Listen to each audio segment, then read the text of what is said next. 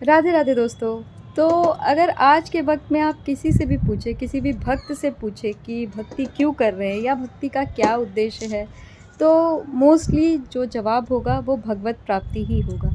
हम सब भगवत प्राप्ति के लिए ही अग्रसर हैं, भगवत प्राप्ति करना चाहते हैं और इसके लिए हम अलग अलग जगहों पे ढूंढ रहे हैं, समझना चाह रहे हैं कि भगवत प्राप्ति कैसे हो। क्या सेवा से भगवत प्राप्ति होती है, क्या मंत्र उच्चारण से, क्या नाम जप से, किस चीज़ से भगवत प्राप्ति होती है। क्योंकि आजकल बहुत सारी चीज़ें ऐसी हम देखते भी हैं, सुनते भी हैं कि भगवत प्राप्ति के लिए ये मार्ग सही है, और कंफ्यूज हो जाते हैं क्योंकि बहुत सारी चीज़ें देखने के बाद हम कंफ्यूज हो जाते हैं कि हमें एक्चुअल में भगवत प्राप्ति कैसे होगी, उसके लिए हमें क्या करना चाहिए, क्या सही मार्ग है। तो आपको क्या लगता है कि सही मार्ग क्या हो सकता है, हमें किसकी सुननी चाहिए? तो भगवत प्राप्ति का सही मार्ग अगर स्वयं प्रभु बताए कि क्या है, तो उससे ज़्यादा ऑथेंटिक तो कुछ भी नहीं हो सकता ना। उसमें तो कहीं हमें संशय रहेगा ही नहीं कि ये सही है या नहीं, क्योंकि वो तो स्वयं प्रभु ने बताया है ना। तो देखिए, भगवत गीता हम में से बहुत से लोगों ने पढ़ी होगी, कई लोग पढ़ रहे होंगे मेरी तरह, या कई लोग पढ़ चुके होंगे, राइट। और कई लोग ऐसे भी हैं जिन्होंने अभी तक नहीं पढ़ी है या जिनके घर में भगवत गीता नहीं है। वैसे तो मोस्टली लोगों के घर में भगवत गीता होती है, लेकिन कई घर ऐसे भी हैं जहाँ पर नहीं भी होती है।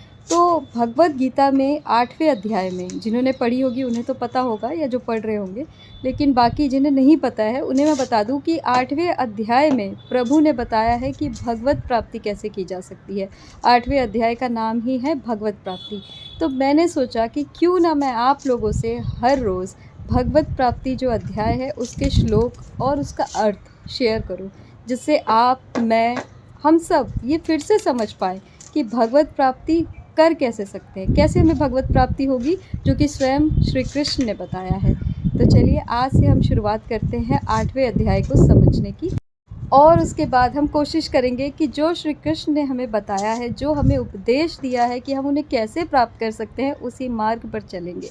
तो 8वें अध्याय के प्रथम श्लोक में अर्जुन जी कृष्ण जी से पूछते हैं कि हे भगवान, हे पुरुषोत्तम, पर ब्रह्म क्या है, आत्मा क्या है, सकाम कर्म क्या है, भौतिक जगत क्या है और देवता क्या है, कृपया मुझे बताइए। तो जैसे हम सबके मन में बहुत सारी जिज्ञासाएं हैं, वैसे अर्जुन जी के भी मन में बहुत सारी जिज्ञासाएं हैं, और उन्होंने यहाँ कृष्ण जी से वही सवाल पूछे। हमने जाना कि अर्जुन जी के मन में बहुत सारे प्रश्न हैं, और ये प्रश्न वैसे ही है जैसे हमारे मन में आते हैं कई बार, और इसीलिए यहाँ पर अर्जुन जी ने कृष्ण जी को परम पुरुष या भगवान कहकर संबोधित किया है। अभी वो उनसे दोस्त के रूप में नहीं पूछ रहे ये सब, क्योंकि जो सवाल उन्होंने पूछे हैं उसका जवाब परमेश्वर या परब्रह्म या परम पुरुष ही दे सकते हैं।